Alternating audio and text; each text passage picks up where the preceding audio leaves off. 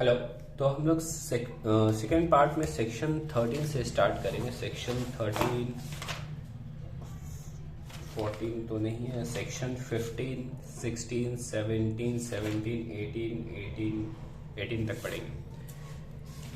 तो सेक्शन 13 बहुत बहुत ज़्यादा इम्पोर्टेंट है। अगर सेक्शन 13 किसी ने नहीं पढ़ा तो उसने सरफेसी नहीं पढ़ा। ठीक है, सरफेसी का सबसे ज़्यादा इम्पोर्टेंट सेक्शन है सेक्शन नंबर 13। तो इसमें ना बहुत मतलब फैला हुआ दिया हुआ है सेक्शन, मतलब तो इसलिए मैंने इसका नोट्स बनाया। तो इसको हम लोग नोट से पढ़ लेते हैं। सेक्शन 13 अगर अपने मैट में देखोगे तो मतलब पैरा बाय पैरा दिया है, कोई बुलेट पॉइंट नहीं है, तो इसको पढ़ने में और याद रखने में ना दिक्कत होगी। बट जिसका हर पॉइंट मतलब कि कहीं ना कहीं अपने में इम्पोर्टेंट है, बेटर रखता है एग्जाम के लिए, तो इसका मैंने एक बना लिया है नोट्स। वो नोट्स से हम लोग पढ़ेंगे। ठीक है, इन्फोर्समेंट ऑफ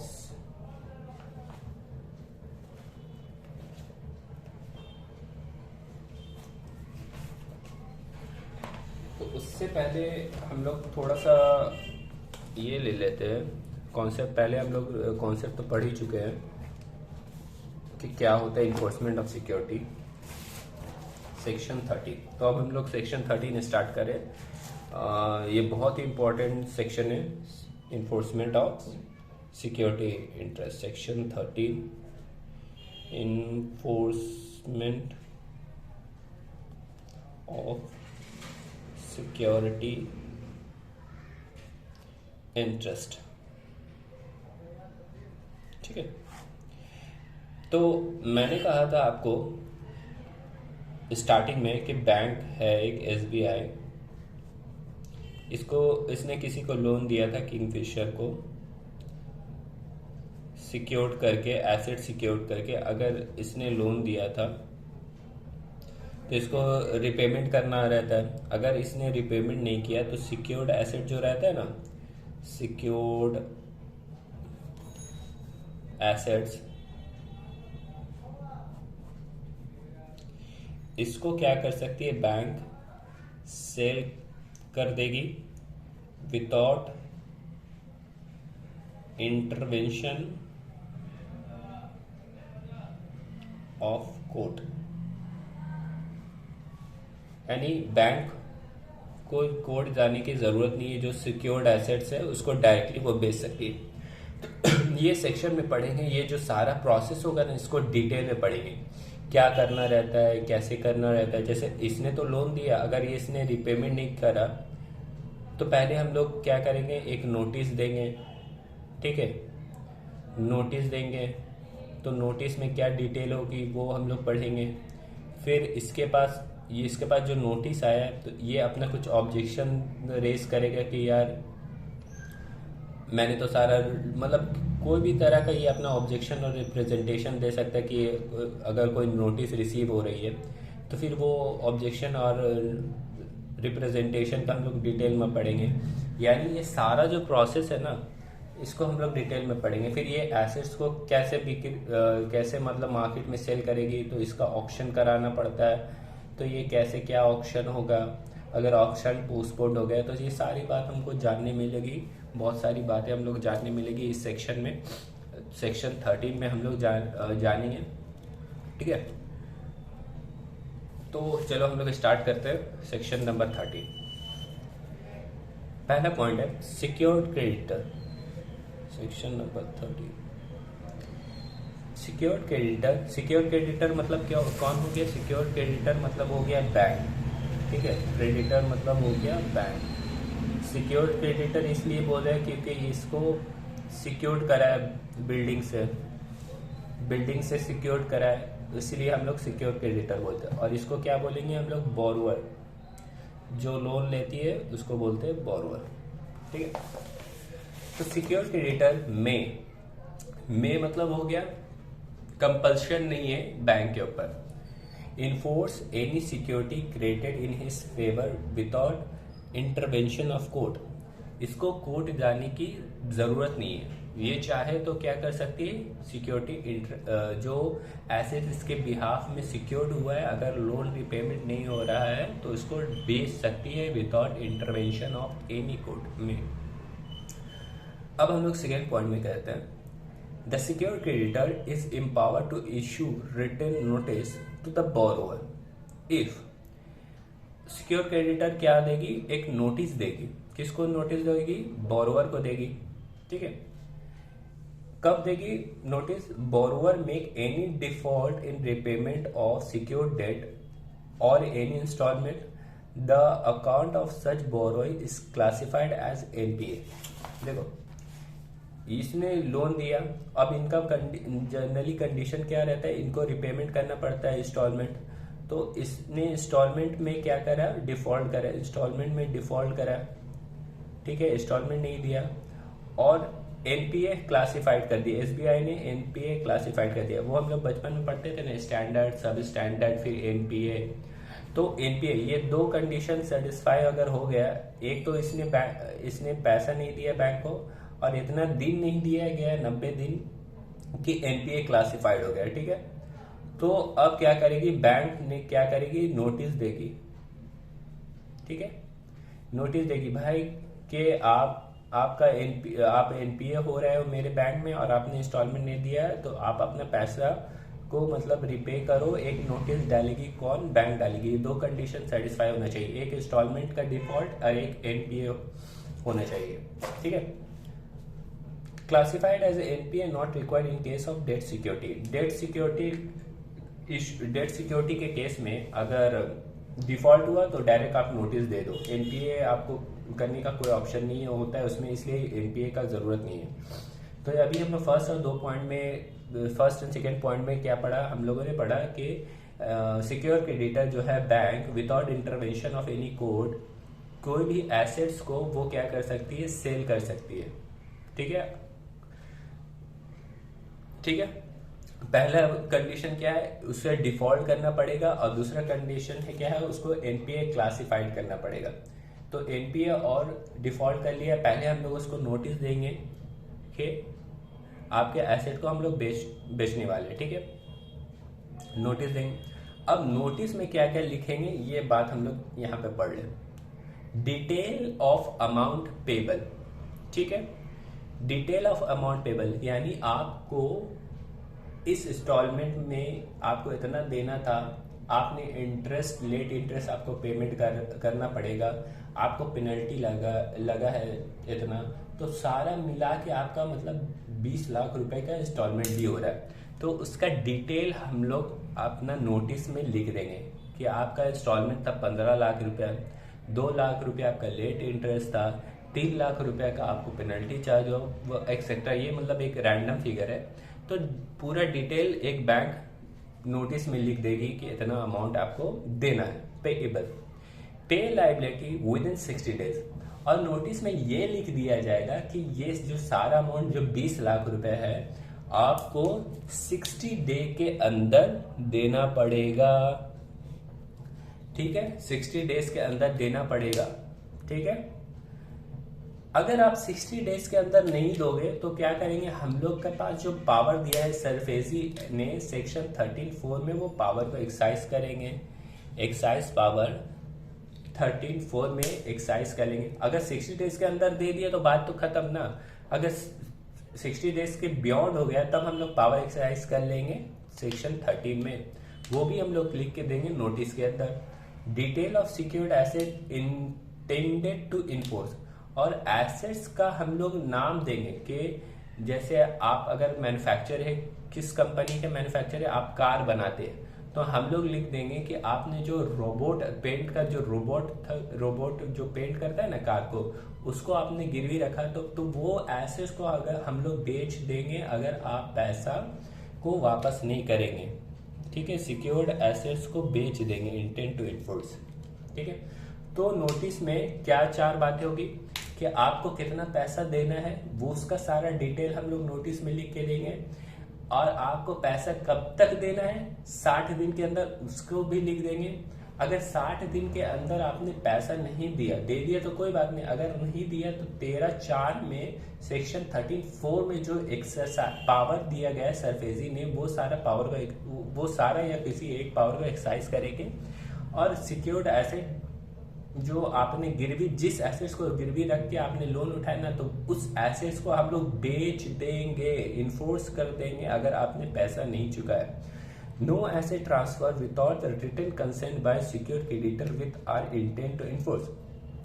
जैसे हमने नोटिस में लिख कर दिया कि रोबोट जो पेंट करती है ना, उस एसेट्स को इन्फोर्स करेंगे आप अगर पैसे नहीं देते हो, ठीक है, एज प्रॉपर हम लोगों ने नोटिस में लिख दिया। अब वो मतलब कंपनी जो है बहुत होशियार है, 60 दिन होने से पहले ही वो एसेट्स को क्या कर रही है, वो बोल रही है कि अब तो हम लोग बेच देंगे पहले ही इसको, ना रहेगा बांस, ना बजेगी बांसुरी, ना रहेगा एसिड, ना इन लोग इन्फोर्स कर पाएंगे। तो ऐसा नहीं है, अगर नोटिस में जो एसेट्स का नाम लिख दिया गया है उस एसेट्स को आप बेच नहीं सकते। अगर सिक्योर क्रेडिटर अप्रूवल देती है कि ठीक है तुम जाके बेच दो, तब वो बेच देंगे, ठीक है। No asset transfer without written consent from the creditor, ठीक है, आपको समझ में आ गया नोटिस। अब रिप्रेजेंटेशन और ऑब्जेक्शन, अभी तक हम लोग क्या पढ़े, अभी तक हम लोग बेसिक कॉन्सेप्ट पढ़े कि एनपीए हो गया और उसने इंस्टॉलमेंट नहीं दिया, तो हम लोग क्या करेंगे, एक नोटिस देंगे। नोटिस में क्या क्या डिटेल पढ़ लिया हम लोग कि 60 डेज का हम लोग टाइम पीरियड देंगे, ठीक है, डिटेल ऑफ अमाउंट देंगे, पावर 13(4) में है वो एक्सरसाइज कर लेंगे, और जो तुम्हारा जो एसेट्स रोबोटिक जो पेंट आपने सिक्योर किया था उसको भी हम लोग बेच सकते हैं अगर पेमेंट नहीं करा, ठीक है। फिर जो एसेट्स को हम लोग नोटिस में लिखे हैं ना, वो एसेट्स को आप बेच नहीं सकते without taking approval from bank और सिक्योर क्रेडिटर, ठीक है। इसके पास नोटिस आ गया। अब नोटिस के बाद ना ये लोग ऑब्जेक्शन रेज करेंगे। ऑब्जेक्शन का मतलब अपना सफाई देंगे, ये बोलेंगे भाई साहब हम कुछ सफाई में कुछ भी दे सकते हैं। जैसे इन लोगों ने बोला कि यार लोन का तो रिपेमेंट मैंने कर दिया, ठीक है, फिर ये क्यों नोटिस आ रहा है, ये सफाई दे सकते हैं। फिर बोल सकते हैं यार अभी कोरोना चल रहा है तो हम लोग अभी नहीं दे सकते, हमारा फाइनेंशियल पोजीशन अभी क्राइसिस में जा रहा है, इसलिए कुछ भी दे सकते हैं। तो रिप्रेजेंटेशन ऑब्जेक्शन रेज कर सकते हैं, बोलेंगे कि यार इंस्टॉलमेंट तो मेरा 10 लाख रुपए का हो रहा था, आप 20 लाख रुपए कैसे चार्ज कर रहे हो, कोई भी मतलब ऑब्जेक्शन रेज कर सकते हैं। तो अब रिप्रेजेंटेशन और ऑब्जेक्शन का ऑप्शन किसके पास है, बोरोवर के पास है। बोरोवर कैन मेक रिप्रेजेंटेशन और रेज ऑब्जेक्शन, ये बोरोवर क्या अपना रिप्रेजेंटेशन और ऑब्जेक्शन रेज कर सकता है, ठीक है। इसमें कुछ ये नहीं, इन लोग के ऊपर कोई रिस्ट्रिक्शन नहीं है कि नहीं करने, ये लोग रेज कर सकता है।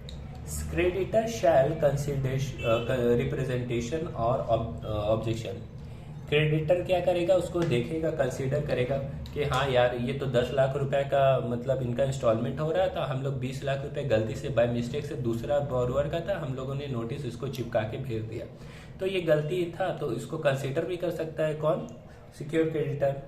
With in 15 days communicate to the borrower the reason for non acceptance. अब यहाँ पे इन्होंने ऑब्जेक्शन रेज करा, ठीक है, ऑब्जेक्शन रेज करा, मान लो इस पॉइंट पे, इस डेट पे ऑब्जेक्शन रेज करा, तो अगर क्रेडिटर रिजेक्ट करती है ना, तो उसको 15 days के अंदर ही रिजेक्शन करना पड़ेगा। 16 days के अंदर लैप्स हो गया, 16 दिन एक्सीड हो गया तो नहीं कर सकते, यानी आपको अगर ऑब्जेक्शन को रिजेक्ट करना है तो 15 दिन के ही अंदर आपको रिजेक्ट करना पड़ेगा, ठीक है। 15 days के अंदर नॉन एक्सेप्टेंस का करना पड़ेगा,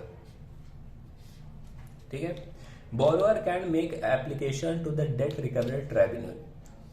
अगर आपका रिप्रेजेंटेशन को नॉन एक्सेप्टेंस कर दिया है तो आप उसको एप्लीकेशन नहीं डालोगे डेट रिकवरी ट्राइब्यूनल में कि मेरा रिप्रेजेंटेशन को ये लोग कंसीडर नहीं कर रहे, तो ये पावर किसके पास है, सिक्योर्ड क्रेडिटर के पास पावर है। वो चाहे आपके रिप्रेजेंटेशन, आपके ऑब्जेक्शन को कंसीडर कर सकता है या नहीं कर सकता है। नहीं करेगा तो 15 दिन के अंदर आपको बता देगा कि आपके रिप्रेजेंटेशन को हम लोग कंसीडर नहीं कर रहे। अगर नहीं कर रहा है तो आप उसके खिलाफ किसी भी डेट रिकवरी ट्राइब्यूनल में एप्लीकेशन नहीं कर सकते। ठीक है। अब हम लोग सेक्शन 13(4) में बोल रहे थे ना, पावर है, पावर एक्सरसाइज कर लेंगे। तो पावर यहाँ पे दिया हुआ है 13(4) में। क्या क्या पावर है अभी हम लोग 1 by 1 पढ़ेंगे। Take possession of secured assets, right of transfer, lease, assignment और सेल। क्या जो सिक्योर्ड एसेट जो उन लोग गिरवी रखे ना, उनका पोजीशन हम लोग ले लेंगे। ठीक है। पोजीशन लेके हम लोग क्या करेंगे, उसको बेच सकते हैं, उसको लीज में दे सकते हैं, किसी को असाइन कर सकते हैं, किसी को सेल कर सकते हैं। यानी उसने जो रोबोटिक जो रखा था गिरवी, उस एसेट्स का पोजीशन हम लोग ले लिया और उसको किसी और कार कंपनी में, मतलब मारुति को हम लोग बेच दिया, स्कोडा में बेच दिया, और किसी मतलब किया मोटर को लीज पे दे दिया। तो पोजीशन लेके उसको सील, लीज, असाइन किसी भी कर सकते हैं। ठीक है। टेक पोजीशन ऑफ मैनेजमेंट, या फिर उनके मैनेजमेंट को अपने पोजीशन में लेंगे। जैसे एक रोबोटिक डिपार्टमेंट है कार का। ठीक है। ये कार का मैन्युफैक्चरिंग एरिया, यहाँ पे रोबोटिक मशीन लगी हुई है, रोबोटिक पेंटिंग मशीन। तो इस एरिया को ना ये मैनेजमेंट करते हैं 2 बंदे, 2 मैनेजर यहाँ मैनेज करते हैं। ठीक है। तो इसको हटा देंगे और अपना 1-2 काबिल लोग जो यूएस से पढ़ के आए हैं, इसको अपॉइंट कर देंगे कि मैनेजर रहो, एक्ट एज ए मैनेजर। ठीक है। तो मैनेजमेंट भी हम लोग, या तो फिर पहला पॉइंट में क्या, यहाँ पे जो मशीन था, ये मशीन को हम लोग पोजीशन में ले लेंगे, मशीन पोजीशन में ले लेंगे। या फिर दूसरा पॉइंट था, ये मैनेजमेंट जो है, ये मैनेजमेंट को हम लोग टेक ओवर कर लेंगे। 2 पॉइंट का भी हम लोगों ने पढ़ा। ठीक। फिर पॉइंट नंबर सी में, appoint any person at a manager. Same point है, पहले मैनेजमेंट को अपने कंट्रोल में ले लिया, या फिर उसकी जगह पे हम लोग मैनेजर को अपॉइंट कर दिया।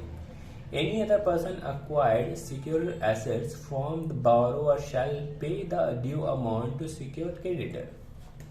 ठीक है। ये जो एसेट्स जो गिरवी रखा था ना, ये जो एसेट्स जो गिरवी रखा था, इसको तो अभी हम लोग बोले कि आप लोग बेच नहीं सकते। ठीक है। बट इसको अगर आप बेच दिया और उसका आपने किसका अप्रूवल ले लिया, आपने अप्रूवल ले लिया विथ अप्रूवल सिक्योर्ड क्रेडिटर, यानी बैंक का अप्रूवल लेके बेच दिया। तो इससे जो पैसा आएगा ना, इससे जो पैसा आएगा, रुपीस आएगा, तो ये रुपीस किसको दे दिया जाएगा, बैंक को दे दिया जाएगा, क्रेडिटर को दे दिया, कि आप अपना डिफॉल्ट को, अपना अमाउंट को राइट ऑफ कर लो। यानी 100 लाख का अगर आपका ये था और इससे रिकवर सेल करके आ रहा है 60 रुपीज, तो 60 रुपीज आपका रिकवर हो गया है, और बाकी कितना रहा आपका 40 लाख। ठीक है। तो आपको चारों पॉइंट समझ गया। पहला पॉइंट में था कि पोजीशन ले लेना सिक्योर्ड एसेट्स का, और उस दूसरा पॉइंट में था मैनेजमेंट ले लेना है, और सी पॉइंट में था मैनेजर अपॉइंट कर देंगे। और जो अगर एसेट्स को बेच दिया गया सिक्योर्ड एसेट्स को, तो उससे जो पैसा आएगा वो कौन रख लेगी, सिक्योर्ड क्रेडिटर रख लेगी, और वो अपना अमाउंट को एडजस्ट कर लेगी। ठीक है। ये सारे पॉइंट कब हम लोग एक्सरसाइज करेंगे, 1 or more measure by secured creditor if borrower failed to discharge liability with 60 days। अगर 60 दिन के अंदर आपने पैसे नहीं दिया, बोरोवर ने नोटिस के 60 दिन के अंदर आपको ये था ना, हम लोगों ने बोला था कि 60 दिन के अंदर आप दो, अगर 60 दिन के अंदर नहीं दिया तो एक चाहे ये या कोई भी इसमें जो सूटेबल रहेगा, दोनों मिला के, तीनों मिला के, या हमने कितना पावर भी एक्सरसाइज कर सकते हैं। ठीक है। एक या एक से ज्यादा पावर एक्सरसाइज कर सकते हैं। अब ये 2 पॉइंट ये लोग पढ़ेंगे जो पॉइंट ए बी से रिलेटेड है। Lease, assignment, sale shall exercise only where substantial part held as a secure creditor. अब इसका मतलब क्या हो रहा है, जैसे एक अंबानी है, एक अंबानी के, अंबानी तो एक ही है, उनका एक प्लांट है, ठीक है, उनका रोबोटिक मशीन है यहाँ पे, इसका वैल्यू है 1,000 करोड़ का। तो अंबानी ने एसबीआई से इसको सिक्योर करके उठाया है 2 करोड़, पीएनबी से उठाया है 500 करोड़, यूनियन से उठाया है मान लो 300 करोड़, और भी ऐसे सोन उठाया बड़ा बड़ा अमाउंट, यही एसेट्स को सिक्योर करके उठाया, ठीक है। अब क्या हो रहा है, देखो एसबीआई का पॉइंट समझ पड़े, एसबीआई के पास कितना है, 2 करोड़ का है, और इन लोग के पास कितना बड़ा बड़ा का लोन सिक्योर करके इस एसेट को उठाया। अब अडानी ने एनपीए किया, तो ये होशियार बन के जाके ना ये बेच नहीं सकता इसको, या ठीक है, क्योंकि इसका तो भाई इतना छोटा सा अमाउंट है। अब बोलोगे यार वहां पे जाके हम ये पूरा एसेट्स को उठा लेंगे, तो ऐसा नहीं होगा ना। आपका तो अमाउंट देखो कितना सा है, छोटू सा चिद्दी सा है, 2 करोड़ का, और आप इतना बड़ा बड़ा एक्शन लोगे, आप इसका पोजीशन ले लोगे, इसका मैनेजमेंट को चेंज कर दोगे, तो ऐसा नहीं है। आप ये काम कब करोगे, जब आपका सब्सटैंशियल हो, यानी कि बहुत बड़ा अमाउंट हो, सब्सटैंशियल हो। सब्सटैंशियल का डेफिनेशन तो इस एक्ट में नहीं दिया गया, मान लो 300 करोड़ हो, 500 करोड़ हो, ऐसे सब्सटैंशियल हो। आप छोटू मोटू सा दे के लोन, आप बहुत होशियार बन रहे हो कि आप इसका मैनेजमेंट एसेट बेच दोगे, तो ऐसा नहीं होना चाहिए। Lease assigned sale shall exercise only where substantial part held as a security, ठीक है, where management of the business secured severable then take over related to secured assets। पहला पॉइंट आपको समझ लिया कि सब्सटैंशियल होना चाहिए आपके पास। अब दूसरा पॉइंट आपको समझा रहा हूं। दूसरा पॉइंट, तो अभी हम लोग रोबोटिक का लेके चल रहे हैं, मशीन का रोबोटिक है, ठीक है। तो यहाँ पे मान लो एक बंदा है, वो ये रोबोटिक भी संभालता है और ये प्लांट भी संभालता है, ये दोनों चीज संभाल रहा है। तो आप इसका पोजीशन, आप इसका मतलब मैनेजमेंट को टेक ओवर नहीं कर सकते हो, क्योंकि यहाँ पे एक ही बंदा चला रहा है। हाँ, अगर ऐसा होता कि ये सब बंदे, एक बंदा इसके लिए असाइन है और इसके लिए अलग बंदा असाइन है, तो आप ये बंदे को हटा के अपना बंदा बैठा दो। यानी अगर सेपरेबल है तो ठीक है, हटा दो, अगर इनसेपरेबल है तो आप नहीं हटाओगे, क्योंकि ये बंदा तो दूसरा भी देखेगा ना। आपको समझ में आया? तो ये था पावर, सेक्शन 13(4) में ये सारा पावर को एक्सरसाइज करना। अब हम लोग पढ़ते हैं next one, bidding by secured creditor. पहले मैं आपको इसका मतलब समझा देना। देखो, ये जो रोबोटिक जो हम लोग पढ़ रहे हैं, इसको तो मतलब कि बैंक ने मान लो अपने पोजीशन में ले लिया, टिक पोजीशन में ले लिया, पोजीशन में अपने ले लिया। अब इसको पोजीशन लेने के बाद क्या करेगी, अचार डालेगी। बैंक को तो पैसे से लेने से मतलब है ना, तो ये मशीन को क्या करेगी ना, ऑक्शन करवाएगी, ऑक्शन, बिडिंग, ठीक है। मान लो इसका बिडिंग प्राइस रखा है 800 करोड़, तो ये बिडिंग में ना सिक्योर्ड क्रेडिटर जो है, क्रेडिटर बैंक ऑप्शन नहीं कर सकती है, ऑप्शन नहीं कर सकती है, क्योंकि ये बिडिंग, ये मतलब बिडिंग करवा रही है ना, तो ये ऑप्शन नहीं कर सकती है पहले बिडिंग में। तो अब बिडिंग स्टार्ट हुआ प्रोसेस, ठीक है। तो 800 हम लोगों ने इसका दाम रखा, बेस प्राइस रखा, रिजर्व प्राइस रखा, तो इसका ऑप्शन मालूम कितना आ रहा है, लोग कितना बोल रहे हैं खरीदेंगे, मालूम है इसको कि हम खरीदेंगे 780 में, 760 रुपए में, 750 रुपए में, मतलब बेस प्राइस से कम आ रहा है। तो क्या करा हम लोगों ने, ये वाले ऑप्शन को क्या किया, पोस्टपोन कर दिया, नेक्स्ट में पोस्टपोन। अब हम लोगों ने देखा यार मार्केट में तो उतना बेस प्राइस इसका कम ही है, तो हम लोग ने क्या करा, बेस प्राइस मान लो रख दिया 770। अब सेकंड ऑप्शन हो रहा है, यहाँ पे सेकंड ऑप्शन हो रहा है, तो सिक्योर क्रेडिटर यहाँ पे पार्टिसिपेट कर सकती है, पार्टिसिपेट, ठीक है। तो इस सेक्शन का फोकस पॉइंट ये था, पहला बिडिंग में सिक्योर क्रेडिटर ऑप्शन में हिस्सा नहीं ले सकती, बट दूसरा ऑप्शन में पार्टिसिपेट कर सकती है। अगर दूसरा बिडिंग क्यों हो रहा है, बेस प्राइस कम हो गया है, मतलब बेस प्राइस की वजह से पोस्टपोन हुआ है, तब ही दूसरा ऑप्शन में पार्टिसिपेट कर लेगी। अगर नेचुरल क्लैमिटीज हो गया, मतलब नेचुरल क्लैमिटीज हो गया, अर्थक्वेक आ गया, सुनामी हो गया, तो पोस्टपोन हो रहा है, तो दूसरा में भी पोस्टपोन में पार्टिसिपेट नहीं कर सकती, नो पार्टिसिपेट। आपको बात समझ में आया?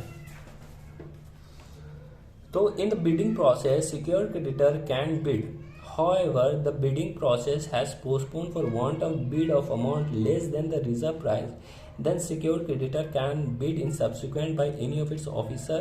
Again in subsequent sale secured creditor is purchased, then purchase price adjust toward claim, यानी जितना आप पे परचेस करेगी उससे अपना क्लेम से एडजस्ट कर लेगी, ठीक है। अब ये वाला पॉइंट में है cost incurred by the secure creditor. अब देखो इतना ऐसे रिकंस्ट्रक्शन कंपनी काम वाम करवा रही, तो जाहिर है उसका कुछ क्या पैसा खर्चा हुआ होगा, ऑफिसर अपना अपॉइंट कर रहा है, कुछ भी मतलब ट्रैवलिंग कॉस्ट, ये कॉस्ट वो कॉस्ट, तो अमाउंट रियलाइज हुआ, उससे पहला अपना कॉस्ट को पहले क्या है कॉस्ट को इनकर्ड करना, जो कॉस्ट इनकर्ड हुआ है उसको एडजस्ट करना है, फिर अपना क्लेम को एडजस्ट करना है, उसके बाद अगर कोई पैसा बच गया तो वापस कर देना है। जैसे अमाउंट सेल करके मान लो 12,000 करोड़ आए, कॉस्ट 1 करोड़ लगा, उसका लाइबिलिटी था 9,999 करोड़, तो बाकी का अमाउंट जो बच गया इसको वापस कर देंगे, किसको? कंपनी को, यानी किंगफिशर को। More than one secure creditor, अब एक से ज़्यादा सिक्योर क्रेडिटर हो गया, यानी मान लो ये मालिया साहब थे किंगफिशर, इसने लोन लिया बैंक 1 से 2 से 3 से 4 से 5 से 6 से, एक ही एसेट्स को सिक्योर करके इन लोगों ने 6 बैंक से ऑप्शन ले लिया। अब भाई ये जाके इंडिविजुअल जाके इसको सिक्योर नहीं कर सकती है ना, मतलब इस अपना जाके मैनेजमेंट चेंज कर दिया या बेच दिया, क्योंकि पैसा तो सारे का लगा हुआ ना। तो ये सब वोट करेंगे, वोट कैसे करेंगे? वैल्यू के हिसाब से करेंगे, जिसका वैल्यू जैसा रहेगा वैसे ही मतलब वोट होगा। तो वोट का ऑप्शन है 60% वैल्यू, 60% से वैल्यू से ज़्यादा वोट आ गया तो उसका हम लोग पावर एक्सरसाइज कर ले। मान लो इसके पास है टोटल डेट का 10%, इसके पास है 5%, इसके पास है मान लो 15%, 15 30 मान लो इसके पास है 20 50, इसके पास है 30, इसके पास है 20। अब कुछ एक मतलब पोजीशन चेंज करने के लिए आया, 30 20 50 70 30 हो गया। अब इसका मतलब कि डिफ़ॉल्ट करा है, तो बैंक वाले कह रहे हैं कि इसका पोजीशन ले लो, कोई बोले कि पोजीशन मत लो, तो पोजीशन का हक में कौन कौन है समझ लो। पोजीशन के इसमें कौन कौन है, मान लो बैंक 1 है, बैंक 2 है, बैंक 5 है, बैंक 6 है। तो बैंक 1 का परसेंटेज कितना था? 10%। बैंक 2 का परसेंटेज कितना था? 5%। बैंक 5 का कितना है? 20%। बैंक 6 का कितना है? 30%। 30 20 50 60 65, 65% 60% से ज़्यादा हो गया, तो इसका पोजीशन का एसेट्स का पोजीशन हम लोग ले लेंगे, क्योंकि 60% से ज़्यादा वोट आ गया। और ये जो हम लोगों ने डिसीजन लिया है ये सारे के ऊपर बाइंडिंग रहेगा, यानी किसके किसके ऊपर बाइंडिंग रहेगा? बाइंडिंग 3 के ऊपर भी रहेगा, 4 के ऊपर भी रहेगा, क्योंकि मेजॉरिटी में आया, ठीक है।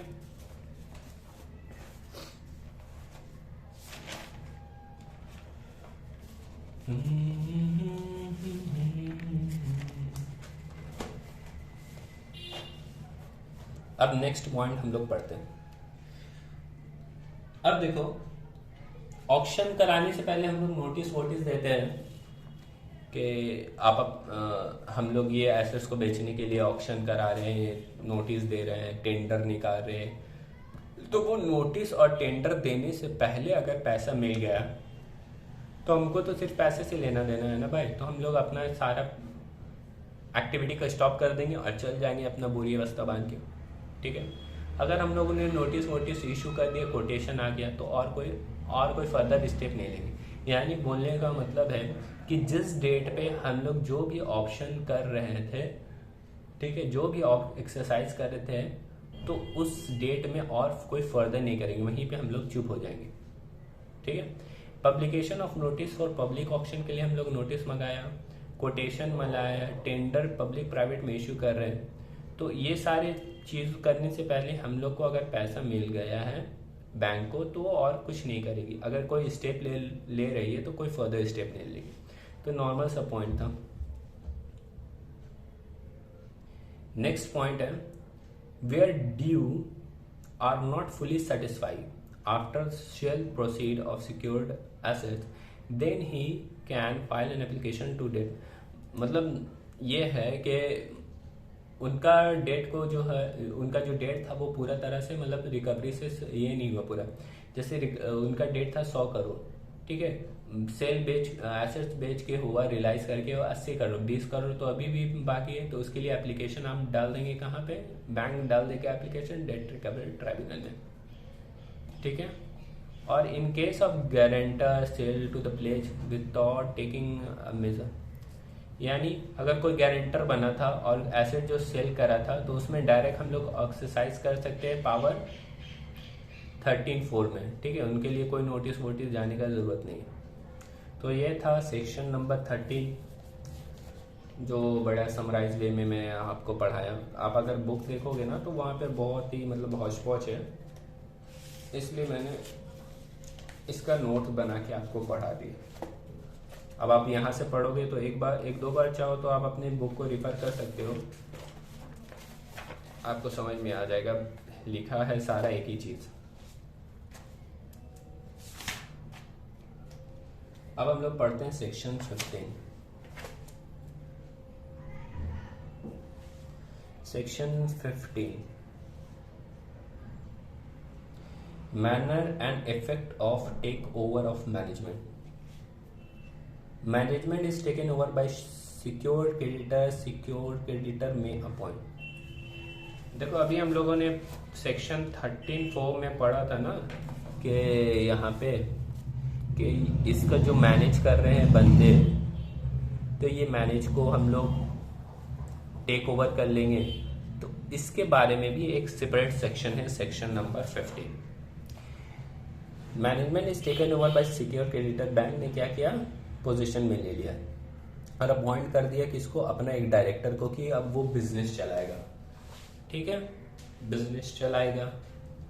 और अगर कंपनी नहीं है, अदर देन कंपनी है, तो वहां पे डायरेक्टर के नाम से नहीं, वहां पे एडमिनिस्ट्रेटर के नाम से एक बंदे को अपॉइंट कर लिया। जब हम लोग अपॉइंट करा ना, तो इंग्लिश और वर्नाकुलर लैंग्वेज में हम लोग अपॉइंटमेंट का पब्लिकेशन करा दिया गया कि इस मैनेजमेंट का हम लोग ये कर रहे हैं, टेक ओवर कर रहे हैं। यहाँ पे ABC नाम का डायरेक्टर और एडमिनिस्ट्रेटर अपॉइंट कर लिया। एक बात बताऊं मैं, आप अगर कोई न्यूज़पेपर देखोगे ना, तो वहाँ पे हमेशा ऑक्शन के लिए कुछ ना कुछ आता है। तो वो नोटिस जो जाता है ना, वो सरफेसी वाला रहता है। आप कोई भी अगर नेक्स्ट टाइम में अगर न्यूज़पेपर पढ़ोगे इंग्लिश या कोई भी अदर, तो देखना ऑक्शन होता है, तो वो सरफेसी का पावर एक्सरसाइज करके वो ऑक्शन दिया जाता है। तो वहाँ से आपको मतलब को रिलेट कर पाओगे इस चैप्टर को। अब डायरेक्टर एडमिनिस्ट्रेटर जो अपॉइंट कर रहा है, shall alone is entitled to exercise all the power of the business. Business में सारा जो पावर है एक्सरसाइज कौन करेगा, जो डायरेक्टर एडमिनिस्ट्रेटर है वो अपॉइंट करेगा। जनरली बात है, इसी के लिए उनको बैठाया गया। Reasonable step to take custody of all the property. सारे प्रॉपर्टीज को जो है अपनी कस्टडी में लेने के लिए स्टेप लेगा। और सेकेंड है, नेक्स्ट वन है, डायरेक्टर और administrator has custody of all the properties of the business. और बिजनेस का प्रॉपर्टी को अपने कस्टडी में रखेगा। Previous director power control shall be deem to vacate. ये अपॉइंट करने से पहले जो डायरेक्टर एडमिनिस्ट्रेटर होगा वो सारा पावर क्या हो जाएगा, खत्म हो जाएगा उनका पावर, क्योंकि अब जो डायरेक्टर एडमिनिस्ट्रेटर बैंक ने अपॉइंट किया उनके पास पावर है। और जो है प्रीवियस डायरेक्टर कॉन्ट्रैक्ट जो है उनका होगा, यानी 5 साल के लिए अपॉइंट किया या 6 साल के लिए अपॉइंट किया या 7 साल के अपॉइंट किया, जितना भी टर्म एंड कंडीशन है कि उनको लॉस ऑफ ऑफिस होगा, आपको मंथली बाहर का टूर करवाएंगे, तो ये सारा जो कॉन्ट्रैक्ट होगा ना कंपनी और डायरेक्टर के बीच में, पुराने वाले डायरेक्टर, वो क्या हो जाएगा, टर्मिनेटेड।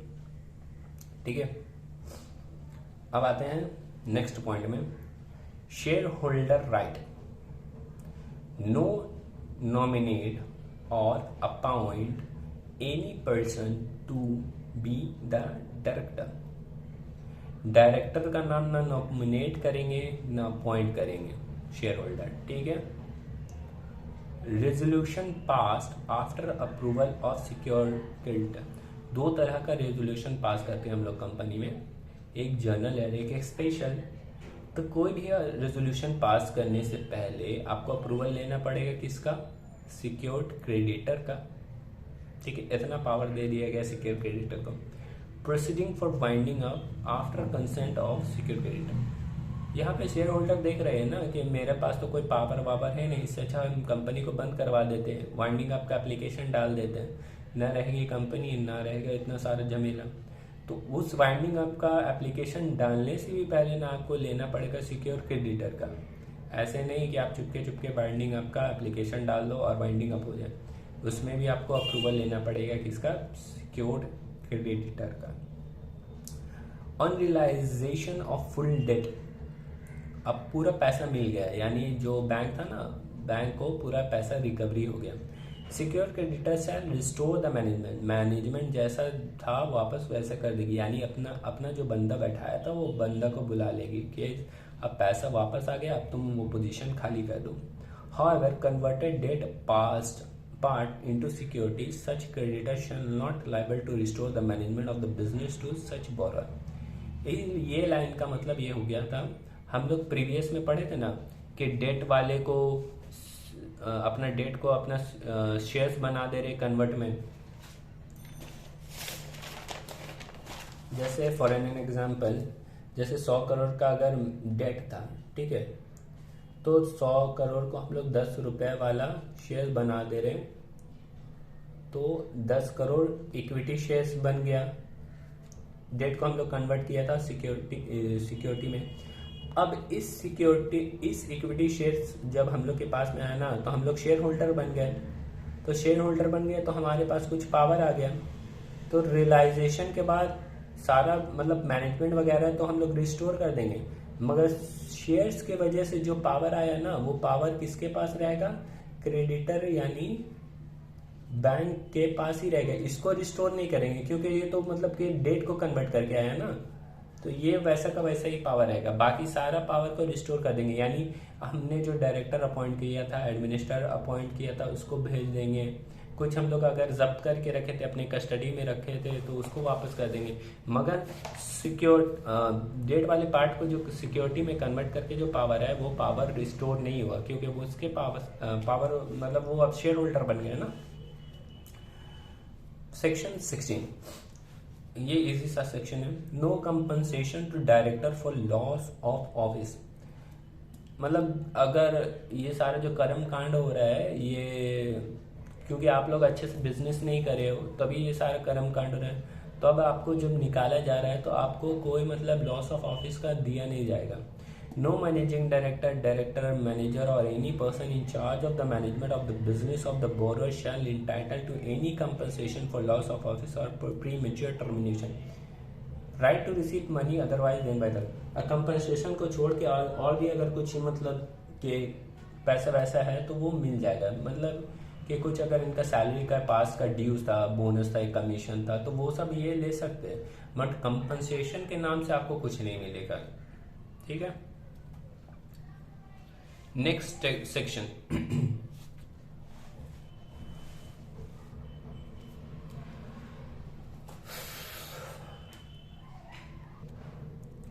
अब हम लोग नेक्स्ट सेक्शन पढ़ेंगे, कोर्ट कचहरी वाला सेक्शन। ठीक है,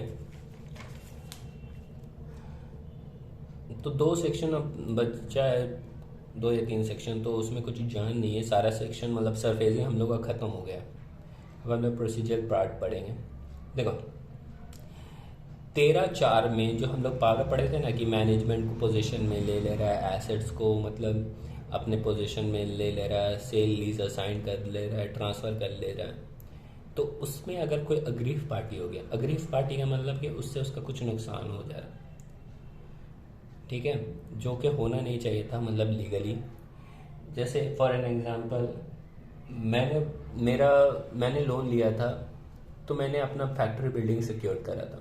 ठीक है, बट फैक्ट्री बिल्डिंग सिक्योर करा था ना, तो उसमें से जो मतलब कि प्लांट था तो वो उसको सिक्योर नहीं करा था।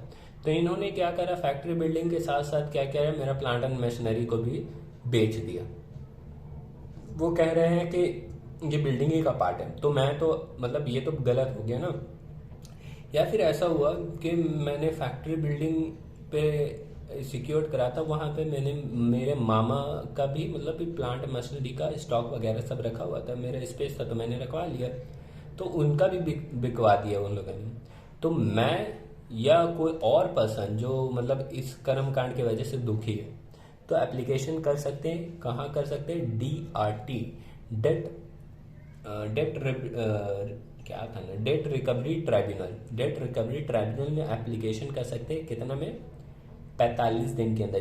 जो ये कांड हुआ उसके 45 दिन के अंदर आपको कहाँ करना पड़ेगा? Date recovery tribunal. कहाँ का डेट रिकवरी ट्राइब्यूनल करना है?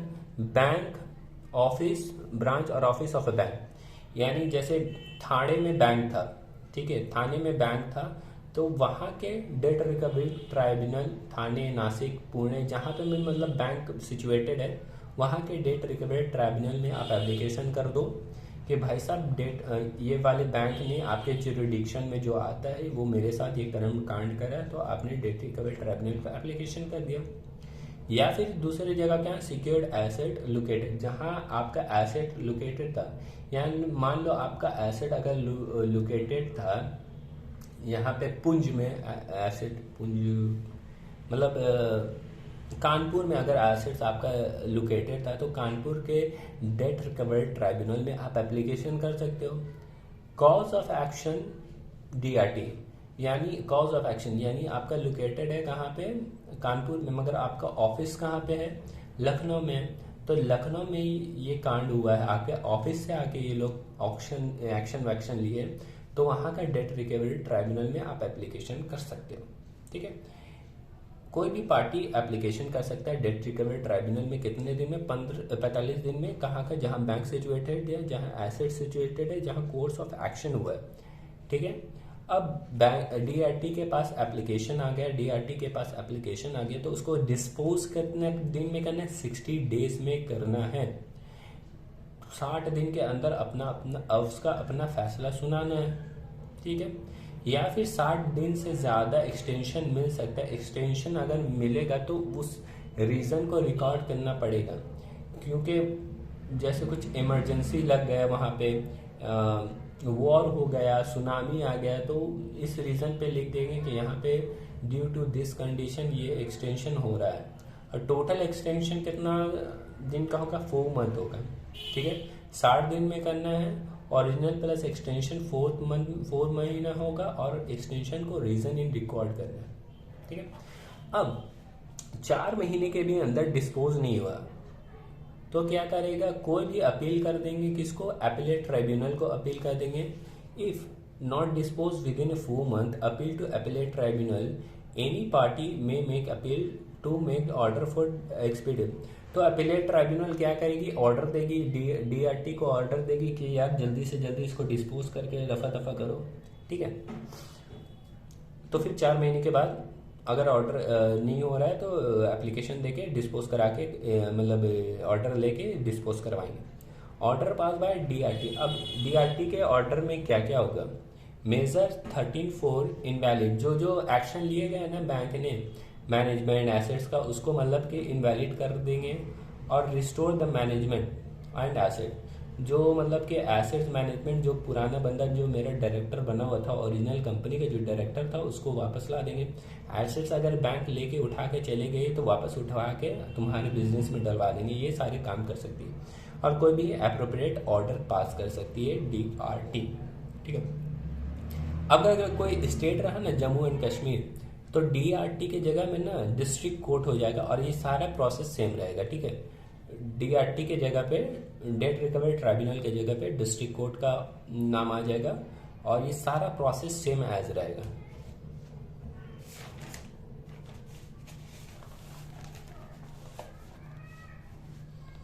अब आते हैं उसके बाद नेक्स्ट सेक्शन। DRT के बाद क्या होगा, अपीलेट ट्राइब्यूनल। DRT में भी कोई अग्रीव पार्टी है, अब उसके बाद कहाँ एप्लीकेशन देना पड़ेगा, अपीलेट ट्राइब्यूनल में देना पड़ेगा। अपीलेट ट्राइब्यूनल में कितने दिन में देना पड़ेगा, 30, पहले 45 फिर उसके बाद 30।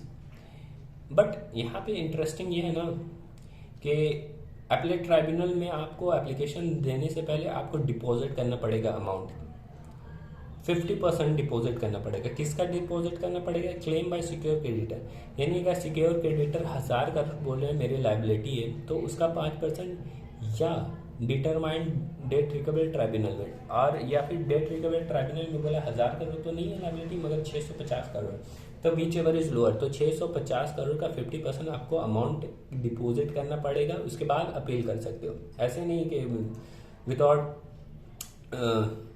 अपील के आप ये कर दोगे अपीलेट ट्राइब्यूनल में। अपीलेट ट्राइब्यूनल में करने से पहले आपको क्या करना पड़ेगा, अमाउंट डिपॉजिट करना पड़ेगा। ये वाले 50% जो है ना वो घट के 25% हो जाएंगे। रीजन रिकॉर्ड कौन करेगा, अपीलेट ट्राइब्यूनल। अपीलेट ट्राइब्यूनल क्या करेंगे यार, ये कुछ भी जो जिस वजह से ये कम कर रहे हैं 50 को 25%, तो उसका रीजन दे देंगे और उसके बाद एक्सेप्ट कर लेंगे। 25% से कम नहीं हो सकता, 25% आपको डिपॉजिट करना पड़ेगा। और जम्मू एंड कश्मीर में अपीलेट ट्राइब्यूनल की जगह हाई कोर्ट हो जाएगा ये बस, और सारा प्रोसेस ये वाला सेम रहेगा। यानी DRT में हम लोग क्या पढ़े, हाई कोर्ट पढ़ लिया, और AT में क्या होगा, सॉरी DRT में डिस्ट्रिक्ट कोर्ट और AT का जगह high court Jammu and Kashmir, और सारा का सारा प्रोसेस सेम रहेगा। तो सेक्शन 3 हो गया, 13 हो गया, 15 हो गया, 16 हो गया, 17 हो गया, 17A हो गया, 18 हो गया, 18A बी हो गया, C करना है, कैविएट करना है, 19 एंड 20। तो ये तो कुछ है नहीं, सरफेस ही अब खत्म।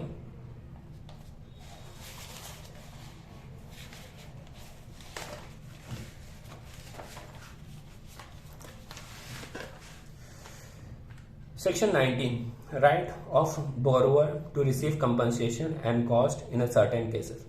देखो इसका हेडिंग पढ़ के ये सेक्शन में कुछ है नहीं। बोरोवर जो है उसको कंपनसेशन मिल सकता है कोई भी केसेस में, ठीक है। उसको कंपनसेशन कोई भी दिलवा सकती है। कौन दिलवाएगी, हाई कोर्ट दिलवाएगी या डिस्ट्रिक्ट कोर्ट दिलवाएगी अगर जम्मू एंड कश्मीर में है, DRT दिलवाएगी या फिर अपीलेट ट्राइब्यूनल दिलवाएगी अगर बोरोवर को कुछ मतलब कि सिक्योर क्रेडिटर ने ये गलत इल्ज़ाम लगाया है, तो मतलब कि कंपनसेशन बोरोवर को मिल सकता है। ऐसा नहीं है कि सिर्फ सिक्योर क्रेडिटर को बैंक को मिलेगा, तो बोरोवर को भी मिल सकता है। और सेंट्रल रजिस्ट्री है उसको सेटअप करेगी कौन, सेंट्रल गवर्नमेंट सेटअप करेगी। Under section 20 the central government is empowered to setup the notification as registry to known as the central registry with own seal and the purpose of registration और transaction securitization. यानी securitization और reconstruction के लिए central government क्या करेगी, एक registry बना देगी जिसका अपना मतलब ओन सील और पर्पस होगा। तो इतना कुछ ये नहीं है। The head office of the branch of the central registry shall at the place at the central government may be specified. The territory which तो एक बार आप पढ़ लेना, इसमें कुछ है नहीं एकदम। और ये केवेट का ना एक बार डेफिनेशन आप गूगल में सर्च करके देख लेना, इसमें कुछ ऐसा खास नहीं है केवेट क्या होता है। तो आपका सरफेसी मेरे हिसाब से ख़त्म। एक दो बार आप देखो, आपको समझ में आ जाएगा। चलिए, थैंक यू।